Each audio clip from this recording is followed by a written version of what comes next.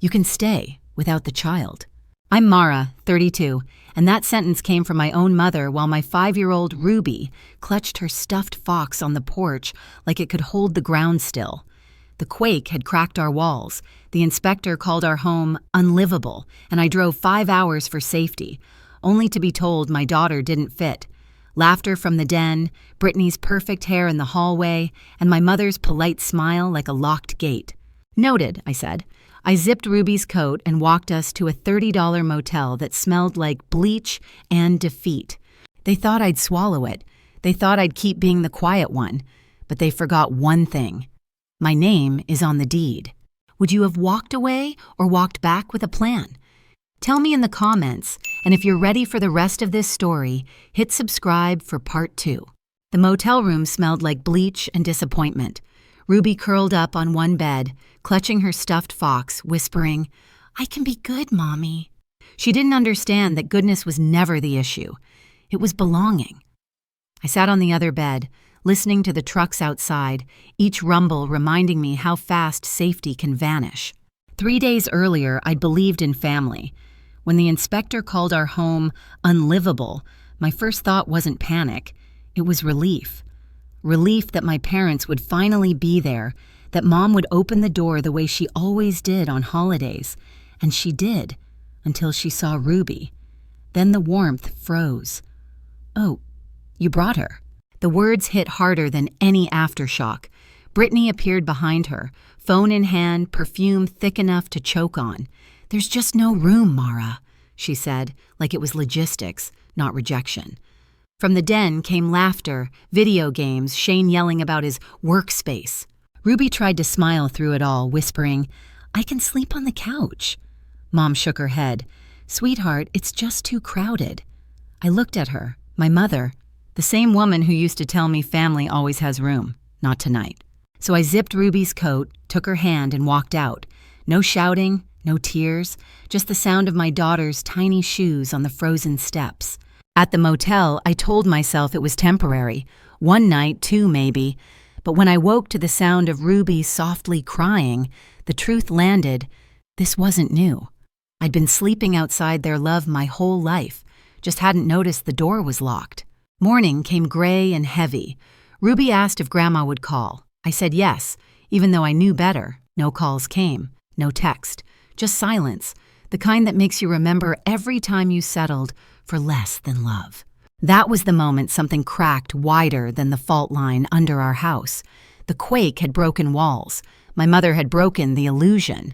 I realized we didn't lose a home. We were finally seeing who had never been one. I didn't sleep much that night. The hum of the mini fridge was louder than my thoughts, but not by much. I kept replaying the moment Mom said, "Without the child." The way her voice didn't shake. The way mine didn't either. Maybe that was progress. Maybe numbness was its own kind of power. By sunrise, I'd decided to move. Not just out of the motel, but out of the pattern. I packed what little we had and called Simone, a colleague from work. She answered on the second ring. "Mara, you sound awful." I told her everything, from the red tag on the door to the words my mother would never take back. Simone didn't hesitate. "Come here, I've got space." It wasn't just a sentence. It was a door unlocking. 5 hours later, Ruby and I pulled into Simone's driveway. Her daughter Olivia met us barefoot, waving. "Hi, want to see my room?" Ruby's eyes lit up. She nodded and followed her inside. Just like that, the air changed, like the world had decided to make room after all. Simone handed me a mug of coffee. "Stay as long as you need," she said.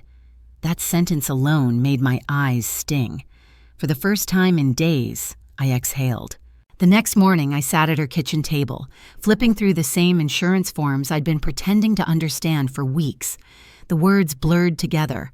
Coverage, liability, deductible. I wasn't sure if I was rebuilding or just distracting myself. Then I remembered something. My name was on my parents' deed. 1/3 ownership, an inheritance from my grandfather. I'd forgotten it existed. They never mentioned it, and I never asked. Never. But after that night on the porch, I couldn't forget anymore. Why was I paying $200 every month for house upkeep when my child wasn't welcome there? I opened my banking app, canceled the automatic transfer, and stared at the screen until the confirmation blinked. Payment stopped. It felt like cutting a leash. Simone noticed the look on my face. "You okay?" she asked. "Better," I said, "lighter." That was when the idea started forming. Not from anger, but from clarity. I wasn't the problem. I was a shareholder who'd been treated like a guest.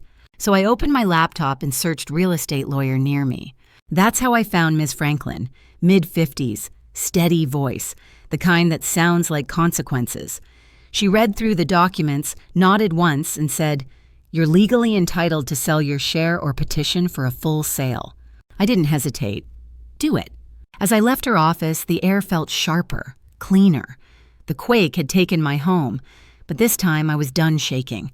I wasn't just finding a place to stay anymore. I was taking back the ground itself. 3 days after I met with Ms. Franklin, the certified letters went out. I didn't warn anyone. I didn't owe them that. By then, Ruby was laughing again, chalk flowers all over Simone's driveway, and I decided not to ruin the sound with guilt. But when my phone lit up that evening, I already knew the name on the screen. "Mom," I answered. No greeting, just, "What have you done?" "Could you be more specific?" I asked. "This letter," she hissed. "You're selling the house. Our home." "Our," I repeated. Interesting pronoun. In the background, Brittany's voice shot through the static. "She's doing this because of that child." "That child," I said evenly, "has a name." Mom's tone snapped. "You can't do this to your family." "Pretty sure my family already did this to me." Dad's voice joined in, trying for diplomacy. "Sweetheart, think about what you're doing. You grew up here." "I also grew up invisible there," I said. "Remember that part?"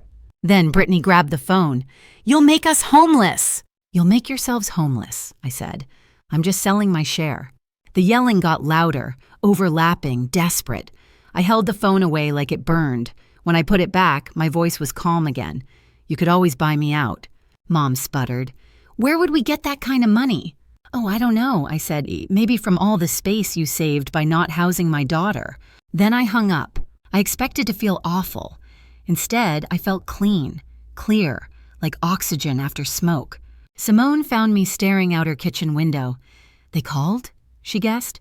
"They screamed," I said. "So yes, progress." She nodded. "Pie or wine?" "Both." We ate in silence while the girls drew outside, sunlight spilling across the driveway.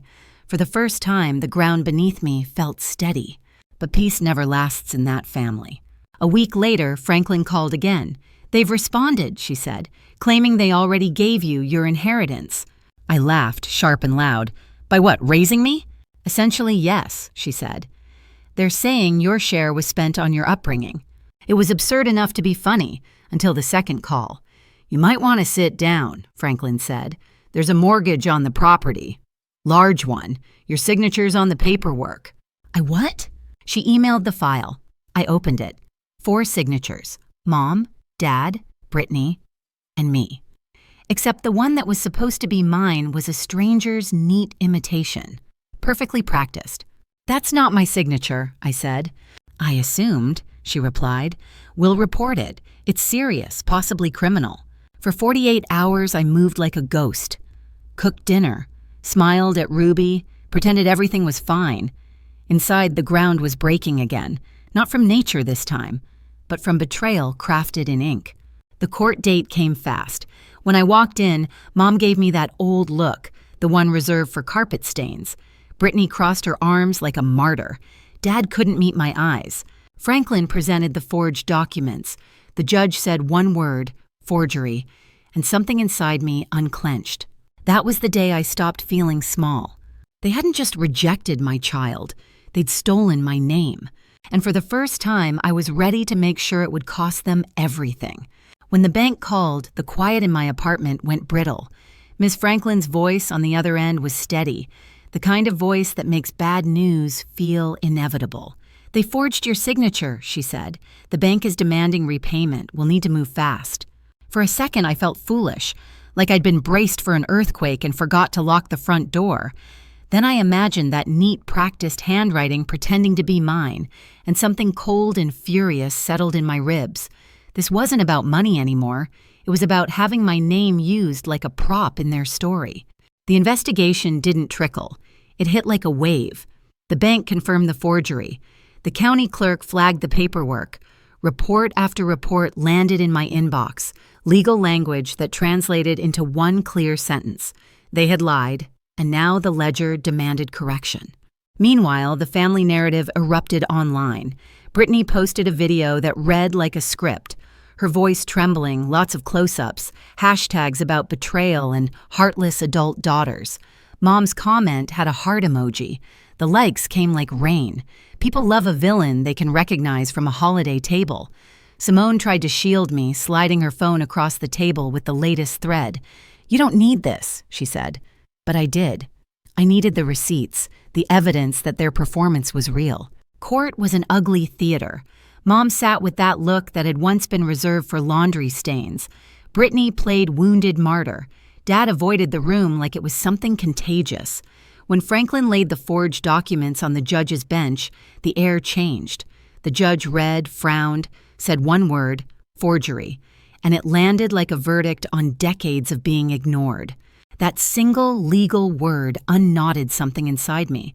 For the first time in my adult life, the room didn't make me small. The judge ordered an immediate remedy. The bank's claim had to be resolved, and because the mortgage and the fraud tangled the title, the house would be placed on the market under a court-appointed sale if repayment wasn't made. In plain terms, the place I grew up in could be sold. I remember the silence after the judge spoke.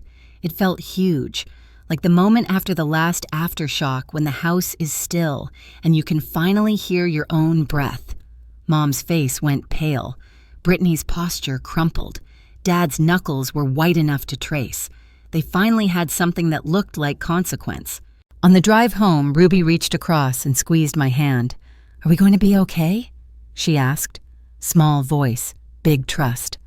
I looked at her and did what I'd done since that motel room.